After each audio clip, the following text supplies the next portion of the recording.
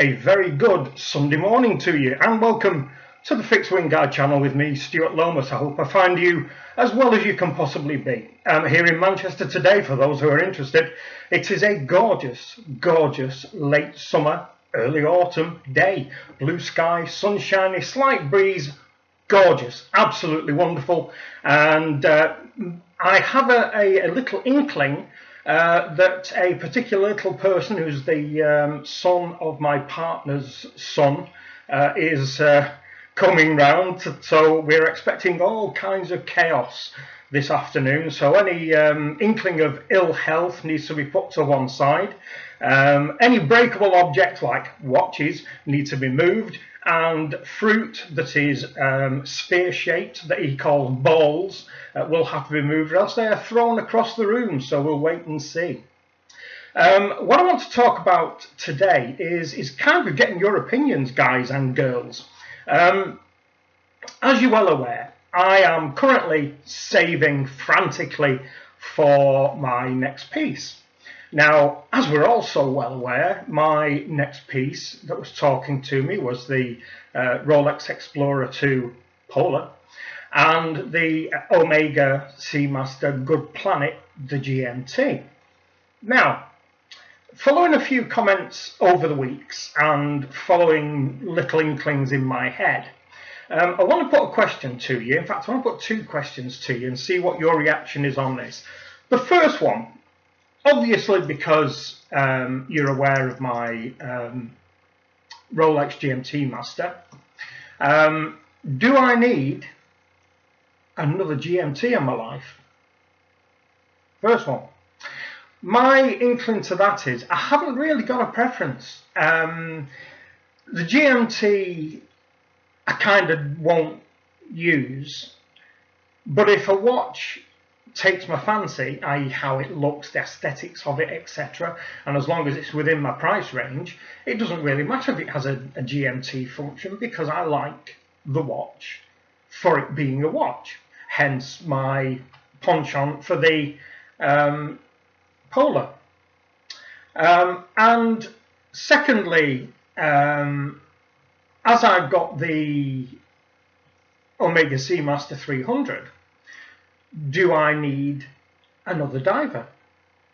So, kind of, and in my opinion, I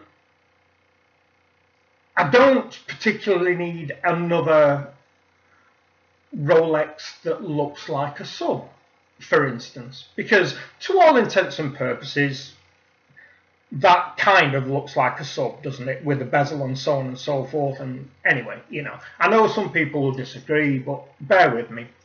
And the Omega, in my opinion, is probably one of the best, if not the best, diver in the last 20 to 25 years. It kind of is, in my head, the ultimate dive watch.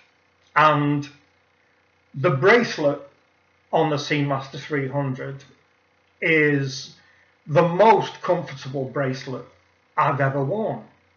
So the question I'm asking myself is, do I own my two pinnacle pieces? Are those, in my head, going to be the best that I'll ever require? So the second question for you guys is, where would you suggest kind of I go? You know, should it matter that the Polar is a GMT? You know, do I need another GMT in my life? Should I go down the route of another diver? Should I look at one of my previous videos where should we all own an actual dress watch, something like a Reverso, for instance? Or whether I should follow my own advice of a couple of videos ago, where maybe look at an IWC.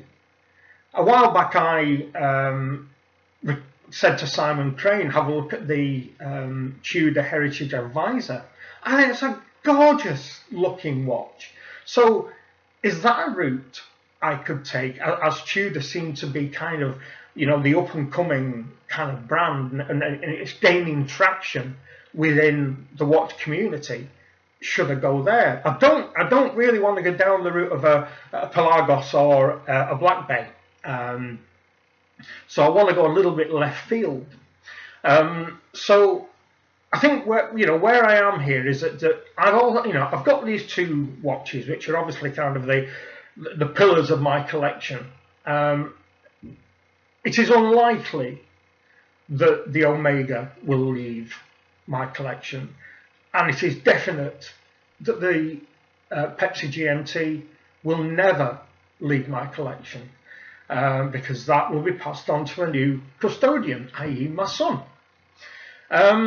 So what's your suggestions, guys? I kind of know a lot of you will go straight in and say, yeah, get one of the Rolex ranges and wear it in good health. Well, this video has kind of been prompted by TGV. He was saying that he can see a point in his life where he will be satisfied with maybe 2 or 3 watches, and that's it, because even he now is realizing, is he 30, 31? He's realizing that all the watches he owns, i.e. the ones that we buy to satisfy this itch that we get, are not getting the wrist time they deserve. So he sees the logic of paring back your collection over the years. Now, that being the case, and me being kind of my age now, is it time for me to pare back? Should I, for instance, and I am thinking about this, is selling off all of what our friend Archie calls filler, which is stuff that I bought when life went badly wrong and there was no money. Which, all things that are sub £100, so tier 1, of course. There are a couple of tier 1s that I love, as you know. My Marina Militaire that's healed itself. Great watch, love it to pieces. Now, because I love that watch to pieces, is an option that I buy a Panerai Luminor. What do we think? So that's basically it. I'm kind of in a little quandary. Let's take the last question first. Kind of at my age now, 55, and if you live by the old edict of, we live 70 years and 10, I kind of have 25 years left, as it were. So is it time for me to pare down? And in that case, should I be happy with my 2 cornerstone pieces? Should I use the money that I'm saving for another piece for something else? But what is the something else I'm going to buy with that money, which will be an everlasting thing that I can wear on my wrist? What would that be, for instance? I could spend it on a cruise or something like that. But once the cruise is over, it's gone. So that's the first thing. As I'm getting older, should I think about being satisfied with less watches? Because how many watches can you wear? And should the few watches that you own, the 1, 2 or 3, they would be ideally very, very high class timepieces. So should I do that? And secondly, what are your ideas, guys? I've tried the Sea Dweller on, and the Deep Sea, a little bit bulky and a little bit. This is nothing against the brand. It's kind of just a variation on a theme, as is that. It's a variation on a theme, and I love this to pieces. Do I want another one? Not sure. But let me know whether you think I should buy a variation on a theme, maybe a sub no date or something like that. Other than that, thinking about the left fieldness of it, the Heritage Advisor. If you've not seen it, have a look on the internet, let me know what you think. I think it's beautiful, but that's just me. Let me know what you think, and if you have any other ideas, let me know that. I'm trying to steer clear of what's becoming like the popular niche brand of Tudor with the Pelagos and the Black Bay. Trying to steer clear of that. Nothing against them. Don't particularly like the North Flag. The Advisor caught my eye when I was looking for Simon Crane. And I guess kind of that's it for this one. That's kind of where I'm coming from.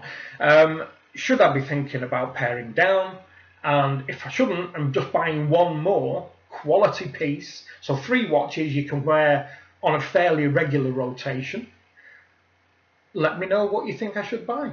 So that's it for this one. Thank you very much to my couple of new subscribers. I have sent a welcome note to you today. I hope that you have received it, and I will look forward to your interactions down below. As for the existing crew, I just want to say a very big thank you to all of you that contacted me, wishing me a happy birthday and wishing me the best for my health issues. Very touched by that. Thank you very much indeed, and all the gracious wishes about the GMT. I'm glad it seems to be a hit with everybody. As I say, it is my pride and joy. And as a lot of you have said, could I wear it more often? Yes, I will. I will do that. It will give me great pleasure to do that, and hopefully for you guys to see it on my wrist more often will give you a little bit of pleasure as well. So that's it for this one. Answers to this down below. Queries, questions, suggestions for this kind of nonsense down below as always. So for now, that's it. I look forward to hearing from you. Bye bye.